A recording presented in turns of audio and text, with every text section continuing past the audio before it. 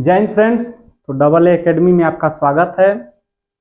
हम जो है आपका कक्षा 10 फिजिक्स चैप्टर 9 को हम जो है कवर करा रहे थे। पिछले वीडियो में हमने कुछ आपको टॉपिक के बारे में बताया था और आज हम उसी कुछ टॉपिक को रिवाइज करेंगे और आगे हम अपने टॉपिक की तरफ बढ़ेंगे। तो आइए फ्रेंड्स, तो हम अपने वीडियो को स्टार्ट करते हैं और क्लास को आप लाइक करिए, शेयर करिए, सब्सक्राइब करिए चैनल को, जो कि हमें भी मोटिवेशन मिलता रहे। तो आइए हम अपने क्लास को स्टार्ट करते हैं।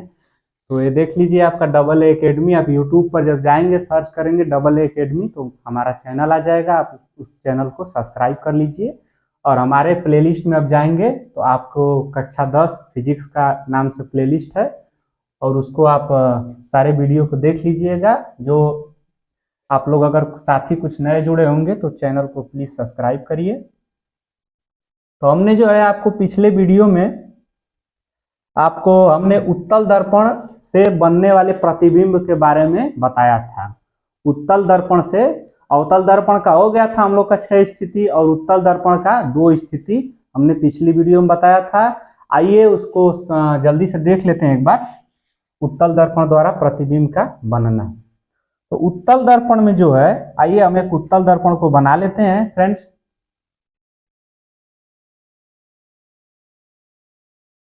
इस प्रकार से मान लीजिए आपका ये दर्पण हो गया, ये उत्तल दर्पण। इस प्रकार से आप बना लेंगे। यहाँ का आपका हो गया पोल, ध्रुव जिसे कहते हैं। इधर आपका हो गया वक्रता केंद्र और इधर आपका हो गया फोकस। ये इतना आपको पता ही है पहले से। तो हमने आपको 2 स्थितियां इसमें बताई थी। उत्तल दर्पण द्वारा प्रतिबिंब बनाने में 2 स्थितियां आपको हमने बताया था। पहली जो स्थिति थी आपकी कि जब पोल और अनंत के अनंत पर जब वस्तु को रखेंगे, जब अनंत पर वस्तु को रखते हैं। मान लीजिए यहाँ पर हमने अनंत मान लिया, इंफिनिटिव। यहाँ पर हम वस्तु को रखते हैं।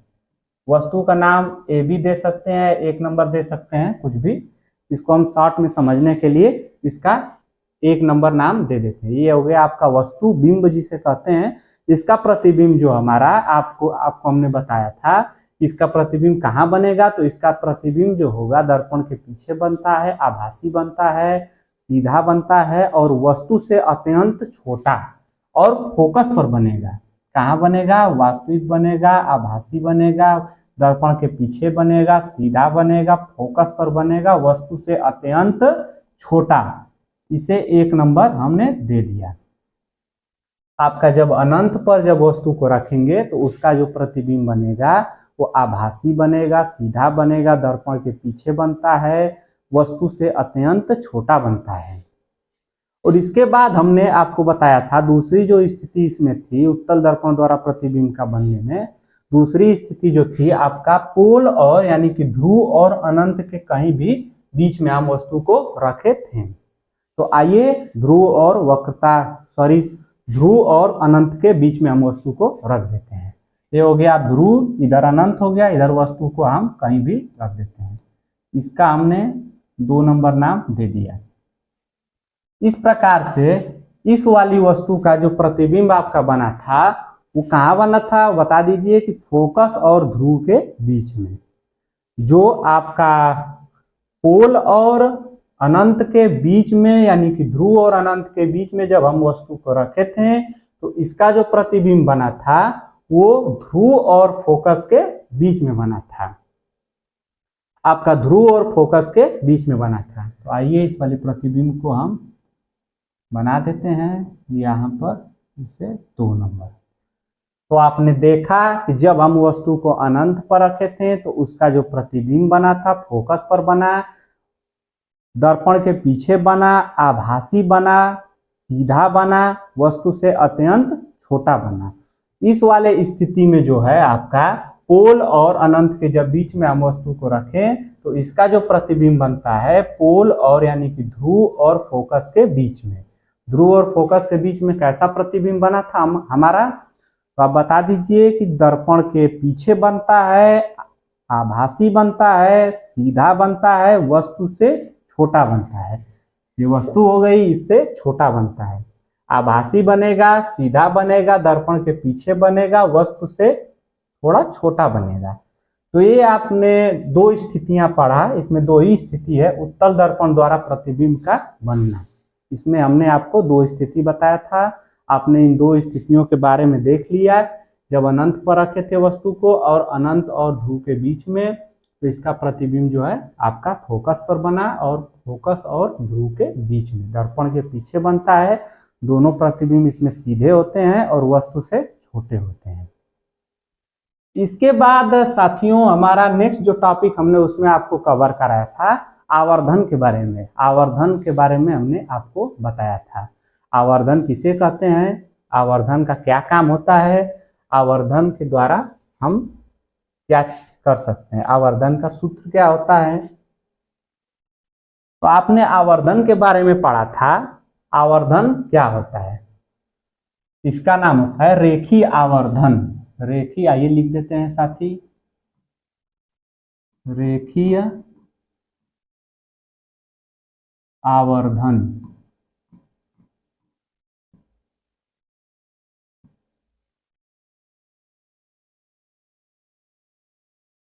रेखीय आवर्धन क्या होता है कि दर्पण के ध्रुव से नापी, दर्पण के ध्रुव के लंबवत, आप क्या बोलेंगे रेखीय आवर्धन को, कि दर्पण के ध्रुव के लंबवत नापी गई प्रतिबिंब की लंबाई और वस्तु के लंबाई को अनुपात को हम रेखीय आवर्धन कहते हैं। इसे स्मॉल m से दर्शाते हैं। आप बता दीजिए कि रेखीय आवर्धन किसे कहते हैं। तो रेखीय आवर्धन जो होता है आपका, वो होता है कि दर्पण के ध्रुव के लंबवत नापी गई प्रतिबिंब की लंबाई तथा वस्तु के लंबाई के अनुपात को हम रेखीय आवर्धन कहते हैं। तो आपका प्रतिबिंब की लंबाई,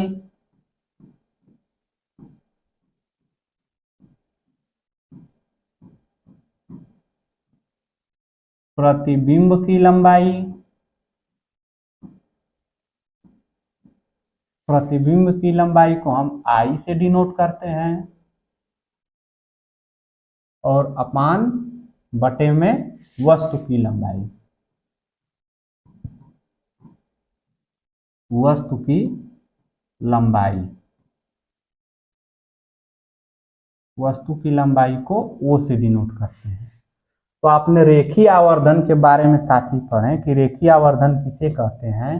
तो रेखीय जो आवर्धन होता है आपका, रेखीय आवर्धन दर्पण के ध्रुव से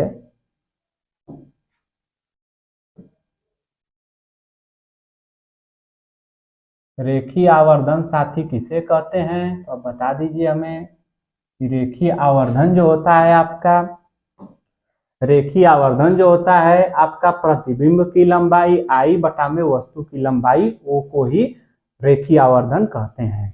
और परिभाषा के रूप में आप कैसे लिखेंगे, तो दर्पण के ध्रुव के लंबवत नापी गई प्रतिबिंब की लंबाई तथा वस्तु के लंबाई के अनुपात को हम रेखीय आवर्धन कहते हैं। प्रतिबिंब की लंबाई I बटा में वस्तु की लंबाई O, यानी कि आपका m इज इक्वल टू जो हो जाएगा I बटा में O। ये आपका हो गया रेखीय आवर्धन। रेखीय आवर्धन में आप देखिएगा कि रेखीय आवर्धन में जब आप रेखीय आवर्धन का परिमाण जो मात्रा जो होती है वो हमेशा लगभग 1 के ही आसपास होती है। तो रेखीय आवर्धन जब आप देखेंगे तो रेखीय आवर्धन में मान लीजिए इधर लिख दिया हमने परिमाण, रेखीय आवर्धन का परिमाण लिख दिया और इधर लिख दिया प्रतिबिंब की स्थिति, प्रतिबिंब की स्थिति।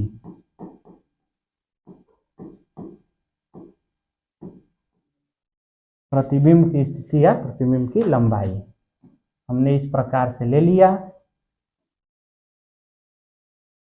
आपका।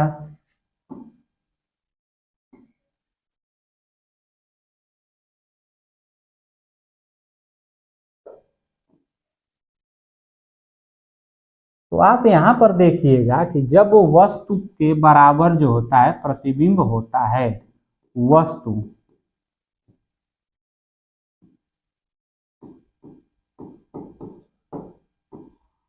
वस्तु के जब बराबर प्रतिबिंब होता है तो परिमाण में जो आपका आवर्धन यम होगा, इसका मान आपका कितना होगा। तो यानी कि यहाँ पर आप रख लीजिए, मान लीजिए हमने प्रतिबिंब को ले लिया 5 सेंटीमीटर और वस्तु की लंबाई को 5 सेंटीमीटर।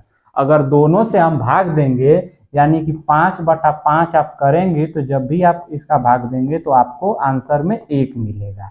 यानी कि जब वस्तु की लंबाई को बराबर लेंगे प्रतिबिंब की लंबाई से तो आपका सदैव जो आवर्धन होगा, आवर्धन कितना होगा, 1 के बराबर, 1 के बराबर होगा।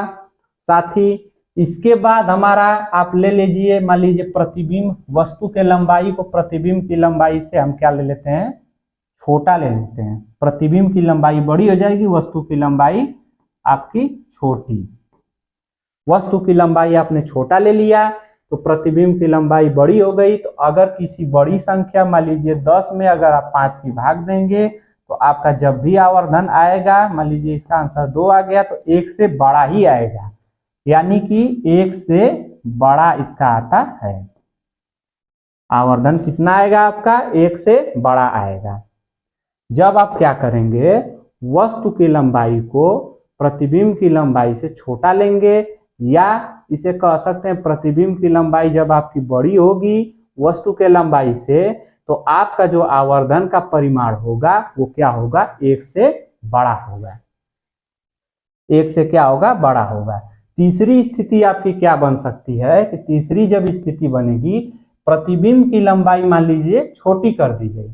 प्रतिबिंब की लंबाई मान लीजिए हमने 5 कर दिया सेंटीमीटर, इसकी 10 कर दिया, तो जब भी आप देंगे इसे भाग तो ये 1 से क्या होगा, ये छोटा ही आएगा, यानी 1 से छोटा मान इसका आएगा। जब 1 से इसका छोटा मान आएगा तो ले लीजिए आपका वस्तु की लंबाई को हमने बड़ा कर दिया,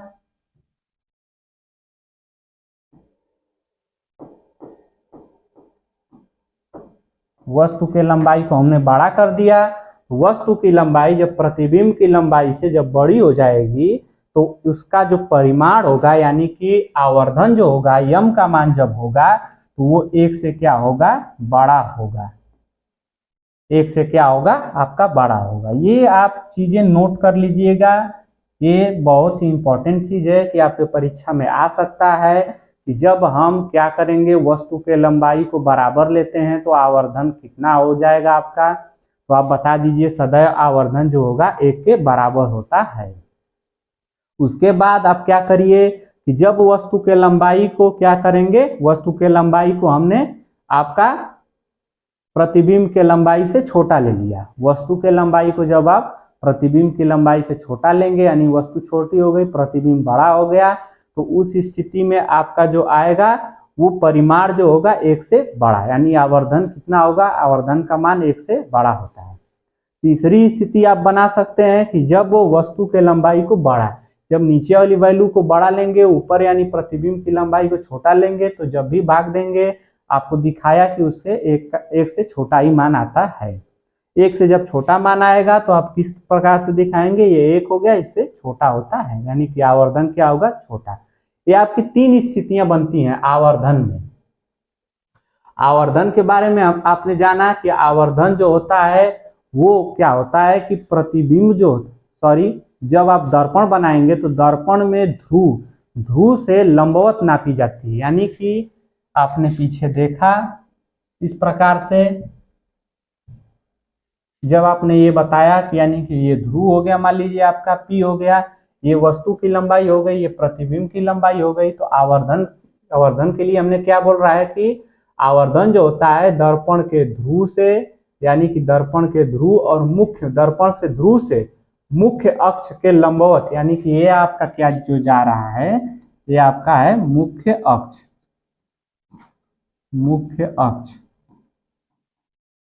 मुख्य अक्ष के लंबवत, दर्पण के ध्रुव से मुख्य अक्ष के लंबवत नापी गई जो दूरियां होती हैं, आपका वही क्या होता है, आवर्धन। नापी गई दूरी, पहले प्रतिबिंब की लंबाई आप नापेंगे, उसके बाद वस्तु की लंबाई। जब दोनों का आप अनुपात करेंगे, दोनों से भाग दे देंगे, तो वहां पर क्या आता है आपका रेखीय आवर्धन।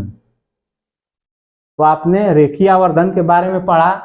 रेखीय आवर्धन में हमने क्या बताया आपको कि जब प्रतिबिंब की लंबाई को वस्तु की लंबाई से भाग देते हैं तो उसे हम रेखीय आवर्धन इस माध्यम से प्रदर्शित करते हैं। इसमें हम आपको 3 स्थितियां बताया कि जब क्या होता है प्रतिबिंब की लंबाई वस्तु के लंबाई के बराबर होगी तो आपका जो आवर्धन बनेगा, आवर्धन का परिमाण जो होगा वो 1 के सदैव बराबर होता है। दूसरी स्थिति में जब वस्तु की लंबाई क्या होगी, प्रतिबिंब की लंबाई से छोटी होगी तो 1 से छोटा आएगा आपका। जब वस्तु की लंबाई बड़ी हो जाएगी, प्रतिबिंब की लंबाई छोटी हो जाएगी तो 1 से छोटा सदैव आता है। वस्तु की लंबाई जब बड़ी हो जाएगी, प्रतिबिंब की लंबाई छोटी तो 1 से छोटा, 1 से बड़ा और 1 के बराबर। इस प्रकार से आपका आवर्धन होता है। आवर्धन में 3 चीजें आपने कंफर्म कर लिया कि ये 3 चीजें ऐसे अगर पेपर में आपको ये चीजें आएंगी तो आप इसी प्रकार से करेंगे। इसे इस माध्यम से आई बटा में ओ लिखेंगे, वस्तु की लंबाई और प्रतिबिंब की लंबाई और वस्तु की लंबाई को बड़ा अगर आप अनुपात में कर देंगे तो उसे रेखीय आवर्धन कहते हैं।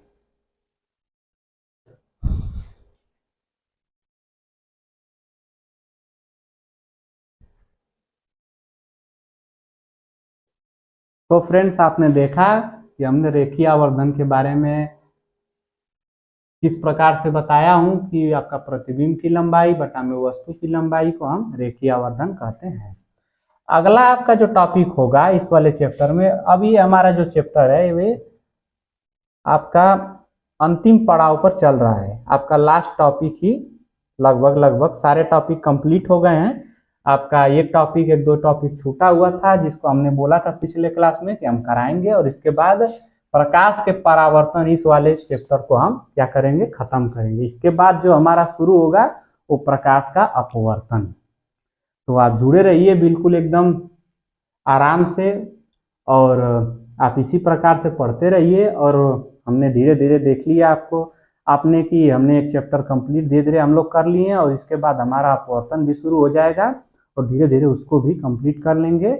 आपका बोर्ड से पहले उम्मीद है कि आपका सारा चैप्टर कंप्लीट हम लोग कर लेंगे, और उसके बाद हम कुछ क्वेश्चन को देखेंगे और उसके बाद हम रिवाइज करेंगे इन सब चीज़ों को।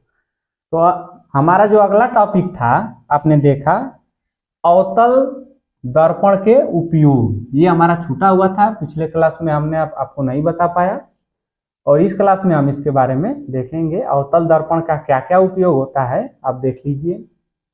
अवतल दर्पण का उपयोग जो होता है, पहला आपका जो आप लिखेंगे जिस प्रकार से, बड़ी फोकस दूरी तथा बड़े द्वारक के अवतल दर्पण का उपयोग दाढ़ी बनाने में किया जाता है। आप जब सैलून पर बाल बनाने, दाढ़ी बनाने के लिए जब जाते हैं, आप जब शेविंग कराने के लिए जाते हैं तो आप देखते हैं कि वहां पर जो बड़े बड़े अवतल दर्पण का उपयोग किया जाता है। बड़ी फोकस दूरी और बड़े द्वारक वाले अवतल दर्पण का जो प्रयोग होता है वो दाढ़ी बनाने में किया जाता है। आप जब इस प्रकार से देख लीजिए, बड़े फोकस दूरी और बड़े द्वारक वाले जो अवतल दर्पण का प्रयोग हम दाढ़ी बनाने के लिए किया जाता है। इस प्रकार से आप यहाँ सैलून में जाते हैं दाढ़ी बनाने के लिए तो आप देखेंगे वहां पर आपके आसपास जो दर्पण लगा होता है, इस प्रकार से आप देखेंगे। तो हमारा अवतल दर्पण का प्रयोग कहाँ किया जाता है, तो बड़े फोकस दूरी बड़े द्वारक वाले अवतल दर्पण का प्रयोग दाढ़ी बनाने में किया जाता है। और इसके बाद जब हम आज देखेंगे अगला जो हमारा 2 नंबर है, वो छोटे अवतल दर्पण द्वारा प्रकाश की किरणें परावर्तित करके डॉक्टर द्वारा आंख, दांत, नाक, गले आदि का निरीक्षण या ऑपरेशन किया जाता है। डॉक्टर द्वारा जब आप इलाज कराने के लिए जाएंगे तो आपके गले, दांत, आंख, नाक आदि जो अंदरूनी भाग को देखने के लिए कि आपको क्या आपका प्रॉब्लम है उसको निरीक्षण करने के लिए डॉक्टर द्वारा आपका जो दर्पण का प्रयोग करेगा, वो दूरबीन जैसा होता है, उस प्रकार से वो अवतल दर्पण का प्रयोग करता है। तो एकदम बिल्कुल वो छोटा होता है। तो छोटे अवतल दर्पण का प्रयोग जो होता है, प्रकाश की किरणों के परावर्तित करके जो डॉक्टर होता है वो आंख, दांत, नाक, गले आदि का निरीक्षण करता है। इस प्रकार से आप चित्र में देख सकते हैं कि जो छोटे दर्पण का जो प्रयोग होता है वो प्रकाश का परावर्तन करके डॉक्टर क्या करता है कि आपका आंख, नाक, गले आदि का निरीक्षण करता है। इस वाले दर्पण से आपने दो चीजों के बारे में पढ़ा। बड़े फोकस दूरी और बड़े द्वारक का अवतल दर्पण का जो प्रयोग होता है वो शेविंग या दाढ़ी बनाने वाली दुकानों में आप दाढ़ी बनाने के लिए जब प्रयोग आप बनाते हैं तो उसमें देखते हैं कि बड़े फोकस दूरी बड़े द्वारक का अवतल दर्पण लगा होता है। उसका प्रयोग वो दाढ़ी बनाने में किया जा सकता है। इसका प्रयोग जो है आंख, दांत, नाक, गले आदि का निरीक्षण करने में किया जा सकता है। इसका जो प्रयोग होता है वो सौर भट्ठियों में सूर्य के प्रकाश को केंद्रित करने के लिए अवतल दर्पण का प्रयोग किया जाता है। आपकी जो सौर भट्टियां होती हैं उसमें क्या होता है, सूर्य के प्रकाश को केंद्रित करके करने के लिए बड़े अवतल दर्पण का प्रयोग किया जाता है। जो प्रकाश को अवतल दर्पण में क्या होता है, प्रकाश एक प्रकार से केंद्रित होता है। जब प्रकाश जब मुख्य अक्ष के समांतर जाएगा तो परावर्तन के पश्चात तो फोकस से होकर जाता है, तो यानी कि प्रकाश को एक केंद्रित कर रहा है। तो जो बड़े अवतल दर्पण का जब प्रयोग होता है सौर भट्टियों में, इसके द्वारा क्या होता है कि आपका सूर्य के प्रकाश को केंद्रित करने के लिए इसका प्रयोग किया जाता है। आपने 3 चीजों के बारे में पढ़ा कि अवतल दर्पण का जो उपयोग होता है वो कहाँ कहाँ होता है, कि बड़े फोकस दूरी बड़े द्वारक वाले अवतल दर्पण का प्रयोग शेविंग या दाढ़ी बनाने के लिए किया जाता है। दूसरा आपने पढ़ा कि अवतल दर्पण का जो प्रयोग होता है डॉक्टर द्वारा आंख का, नाक, गले आदि का निरीक्षण करने के लिए किया जाता है। तीसरी आपने पढ़ा, इसमें तीसरी आपका क्या है कि सौर भट्ठियों में जो होता है प्रकाश को केंद्रित करने के लिए अवतल दर्पण का प्रयोग किया जाता है। इसके बाद आप देखेंगे कि अवतल दर्पण का और प्रयोग कहाँ किया जाता है। तो ये सबसे महत्वपूर्ण आपका है कि अवतल दर्पण का जब प्रयोग होता है वो टेबल लैंपों के शेडो में किया जाता है, जिससे क्या होता है थोड़े स्थान को अधिक प्रकाशित करने के लिए किया जाता है। जो आपका टेबल लैंप होता है, इस प्रकार से जो आपका टेबल लैंप होता है उसमें क्या होता है अवतल दर्पण का प्रयोग किया जाता है। क्यों किया जाता है, क्योंकि छोटे स्थान को यानी कि छोटे दर्पण द्वारा जो होता है जहां पर ये प्रकाश किरण अगर छोटे में पड़ रही है, जब आप दर्पण का प्रयोग करेंगे तो ये क्या होगा आपका दूर तक फैल जाती है। अगर आप दर्पण नहीं लगाएंगे तो ये किरणें केंद्रित हो जाएंगी, ये कई स्थान पर पड़ेंगी और इस प्रकार से दर्पण लगाने से आप देखेंगे कि ये किरणें एक दूसरे से फैल जा रही हैं। तो यानी कि इसका जो प्रयोग होता है आप देख लीजिए कि टेबल लैंपों में शेडो में किया जाता है, जिससे थोड़े स्थान को अधिक प्रकाशित किया जा सके। पहली स्थिति आपने देखा कि दाढ़ी बनाने में, दूसरी स्थिति आपका सौर भट्ठियों में प्रकाश की किरणों को एक स्थान पर एकत्रित करने के लिए। आपने उसके बाद देखा कि डॉक्टर द्वारा आंख, कान, नाक, गले आदि का इलाज करने में, निरीक्षण करने में इसका प्रयोग किया जाता है। इसके बाद आपने देखा कि टेबल लैंपों में जो छोटे स्थान को प्रकाशित करने के लिए इस प्रकार से लगा देंगे तो ये क्या होगा छोटे स्थान को बड़े स्थान तक ये क्या होगा प्रकाशित करेगा, छोटे क्षेत्र को बड़े क्षेत्र में प्रकाशित कर देगा। इसके बाद क्या होगा आपने 4 स्थिति के बारे में पढ़ा कि अवतल दर्पण का जो प्रयोग होता है वो बड़ी फोकस दूरी बड़े द्वारक वाले अवतल दर्पण का प्रयोग जो होता है वो कहाँ किया जाता है, आपका दाढ़ी बनाने में। छोटे अवतल दर्पण का प्रयोग आंख, कान, नाक, गले आदि का निरीक्षण करने में। सौर भट्ठियों में जो होता है प्रकाश की किरणों को केंद्रित करने के लिए अवतल दर्पण का प्रयोग। अवतल दर्पण द्वारा टेबल लैंपों में थोड़े स्थान को अधिक प्रकाशित करने के लिए किया जाता है। इसके बाद आपका देखेंगे कि अवतल दर्पण का जो प्रयोग होता है वो और कहाँ कहाँ होता है। तो अवतल दर्पण का जो आपका प्रयोग होता है वो आप देखिए मोटरों, रेल के इंजनों, स्टीमरों तथा सर्च लाइट के लैंपों में परावर्तन के रूप में अवतल दर्पण का उपयोग किया जाता है, जिससे क्या होता है कि दूर की वस्तुओं को प्रकाशित किया जा सकता है। आपका इसके बाद ये मुख्य प्रयोग है, आप समझ लीजिए इसे कि मोटरों में, रेल के इंजनों में, स्टीमरों में तथा सर्च लाइट के लैंपों में परावर्तक के रूप में अवतल दर्पण का प्रयोग किया जाता है, जिससे क्या होता है दूर की वस्तुओं को प्रकाशित किया जा सके। जैसे मोटरों कारों में आपके आगे जो हेडलैम्प लगा होता है उसमें क्या होता है अवतल दर्पण का प्रयोग होता है। उसको आप जैसे टच करेंगे तो आप देखेंगे कि ऊपर से उभरा हुआ होता है। आप मोटर कारों में या बसों में जो भी आगे की तरफ जो लैंप लगा रहता है उसे आप हाथ से टच करके देखिएगा, कुछ उभरा हुआ भाग होता है, वो क्या होता है अवतल दर्पण होता है। उसका प्रयोग क्यों किया जाता है? क्योंकि दूर तक रोशनी फैलाए, दूर तक हमें चीजों को हम देख सकें। और रेल के इंजनों यानी जब आप रेलगाड़ी में देखेंगे आगे तरफ दो बड़ी बड़ी जो है कि बत्तियां लगी होती हैं, उससे आप रात को देखेंगे तो क्या होता है उससे कि बहुत दूर तक, ज्यादा से ज्यादा दूर तक उससे क्या होती है रोशनी प्रकाशित होती है, जिससे दूर की चीजों को हम आसानी से देख सकते हैं। इसके बाद स्टीमर के बाद हम जाते हैं। स्टीमर जो होता है कि आपका आपका तालाब, आपका जो स्टीमर है आपका पानी में चलती है। जब स्टीमर में आप सफर करेंगे तो देखेंगे कि आगे की तरफ इसमें भी लैंप लगा होता है और दूर की वस्तुओं को क्या होता है देखने के लिए इसका प्रयोग किया जाता है कि आगे किसी प्रकार का खतरा तो नहीं है इसमें देखने के लिए, इसलिए इसका अवतल दर्पण का प्रयोग किया जाता है। सर्च लाइट में किया जाता है, लैंपों में किया जाता है। अवतल दर्पण का प्रयोग वस्तुओं को दूर तक देखने के लिए किया जाता है। आपने अवतल दर्पण के 4-5 प्रयोग पढ़ लिए कि अवतल दर्पण का प्रयोग दाढ़ी बनाने में, अवतल दर्पण का जो प्रयोग होता है सौर भट्टियों में सूर्य के प्रकाश को केंद्रित करने के लिए, टेबल लैंपों में, डॉक्टर द्वारा आंख, कान, नाक, गले आदि का निरीक्षण करने में। आपने देखा कि रेलगाड़ियों में, मोटरों कारों में आदि में जो होता है अवतल दर्पण का प्रयोग किया जाता है क्योंकि हमें दूर तक वस्तुएं दिखाई दें।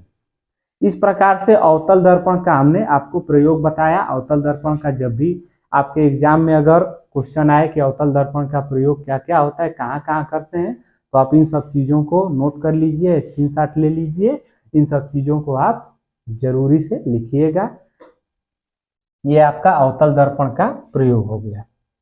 इसके बाद जब हम देखेंगे उत्तल दर्पण का उपयोग। उत्तल दर्पण का प्रयोग आप कहाँ कहाँ करते हैं? उत्तल दर्पण दोनों में थोड़ा थोड़ा आपका कंफ्यूजन होता है। इस प्रकार से हम इसको जब बता लेंगे तो आपको हमने जहाँ जहाँ आपको कंफ्यूजन होगा तो आप पूछिएगा कमेंट बॉक्स में, तो उसके बारे में हम क्या बताएंगे। उत्तल दर्पण का उपयोग, उत्तल दर्पण का कहाँ उपयोग करते हैं?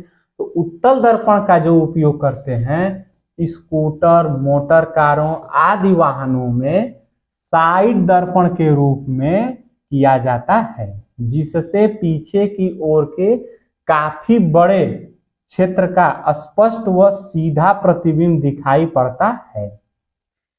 यानी कि उत्तल दर्पण का जो प्रयोग होता है आपका अवतल दर्पण में हेडलैंपों में किया था, उत्तल दर्पण का प्रयोग कहाँ करेंगे? जब मोटर कारों, इस प्रकार से आप देखिएगा ये मोटर कार है, ये मोटर कार में जो आपका लैंप लगा हो, आपका जो दर्पण लगा होता है, मिरर लगा होता है, साइड मिरर, जिससे हम क्या होता है बड़े बड़े वस्तुओं के, यानी कि पीछे ट्रक आ रहा है आदि बड़ी बड़ी गाड़ियां आ रही हैं तो उससे क्या होता है बहुत छोटे में हम देख पाते हैं। तो ये क्या करता है कि आपको बड़ी वस्तुओं का छोटा प्रतिबिंब जो है बनाता है। इस प्रकार से इसका प्रयोग मोटर कारों, गाड़ियों में साइड मिरर के रूप में प्रयोग किया जाता है। अगला जो आपका उत्तल दर्पण का प्रयोग है, उत्तल दर्पण का जो प्रयोग ये सबसे महत्वपूर्ण प्रयोग है। आप ज्यादातर इस चीज को आप देखे होंगे कि उत्तल दर्पण का जो प्रयोग होता है वो जो रोड पर, बाजारों में आदि जगह पर जो लैंप लगे होते हैं उसमें क्या किया जाता है कि परावर्तक पृष्ठ से जिसमें लैंप का प्रकाश अपसरित प्रकाश किरण के रूप में गली तथा सड़क के काफी क्षेत्र तक फैल जाता है। आप इस प्रकार से देख लीजिए कि जो आप रोड पर लैंप देखते होंगे, इस प्रकार से जो लैंप लगे रहते हैं, इसमें क्या करता है, उत्तल दर्पण का प्रयोग किया जाता है। ये क्यों प्रयोग किया जाता है? क्योंकि इसके द्वारा जो होता है वो ज्यादा प्रकाशित करने के लिए इसका प्रयोग किया जाता है। उत्तल दर्पण का जो प्रयोग होता है वो गली तथा बाजारों में लगे हुए लैंपों में परावर्तक पृष्ठ के रूप में किया जाता है, जिससे क्या होता है, लैंप का प्रकाश अपसरित किरण पुंज के रूप में गली तथा सड़क के काफी क्षेत्र तक फैल जाता है। अपसरित किरण पुंज के रूप में आपका गली तथा शेड तक ये पहुंच जाता है, यानी कि बड़े क्षेत्र तक इसे पहुंचने के लिए, दिखाई देने के लिए इसका प्रयोग जो है किया जाता है। आप देखे होंगे कि बाजार और सड़क पे चलते हुए आपको जो बड़ी बड़ी लाइटें लगती हैं, उसमें जो होता है वो शीशा का जो प्रयोग होता है, इसके ऊपर जो शीशा लगा होता है वो आपका जो देखेंगे, इसका जो प्रयोग होता है ये उत्तल दर्पण का प्रयोग होता है। इसमें उत्तल दर्पण क्या करता है कि ये प्रकाश की किरणों को अपसरित करके क्या करता है, ये सड़क के काफी क्षेत्र तक फैला देता है। प्रकाश की किरणों को क्या करता है, अपसरित करके ये काफी दूरी तक क्या होता है, फैला देता है। तो इस प्रकार से आप उत्तल दर्पण के प्रयोग पढ़ा। आपने उत्तल दर्पण में दो प्रयोग हमने आपको बताया कि उत्तल दर्पण में क्या क्या है। उत्तल दर्पण का प्रयोग पहला आपने देखा कि मोटर कारों, वाहनों में साइड मिरर के रूप में इसका प्रयोग किया जाता है। और दूसरी चीज आपने पढ़ा कि ये जो रोड पर लाइटें लगी होती हैं, इस लाइटों में क्या होता है, उत्तल दर्पण का प्रयोग होता है। ये प्रकाश की किरणों को अपसरित करके दूर तक फैलाता है।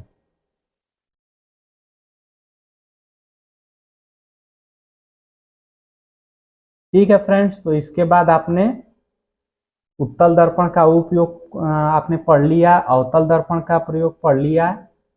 अब इसके बाद क्या करते हैं हम,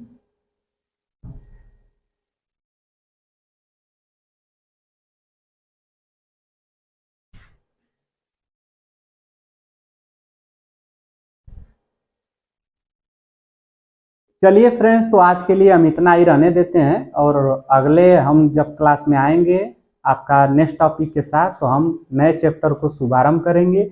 ये चैप्टर जो है प्रकाश का परावर्तन, अगर आप इसे बताएंगे, अगर आप इसे कमेंट में बताएंगे कि इसे सर रिवाइज करा दीजिए, तो हम आपका रिवाइज भी करा देंगे। अगर आप बताएंगे कि अगले चैप्टर को सर शुरुआत करिए, तो हम अगले चैप्टर को शुरुआत करेंगे। अगला जो हमारा इसी से जुड़ा हुआ चैप्टर है, यही समझ लीजिए चैप्टर है, इसी में हमने परावर्तन पढ़ा और इसके बाद हम क्या पढ़ेंगे, अपवर्तन।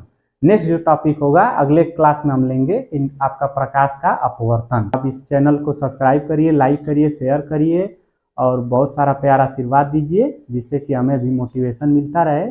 आप हमारे फेसबुक जो इंस्टा पर चैनल है AA एकेडमी से, उस चैनल को भी आप फॉलो करिएगा और ज़्यादा से ज़्यादा इस चीज़ को शेयर करिए। धन्यवाद।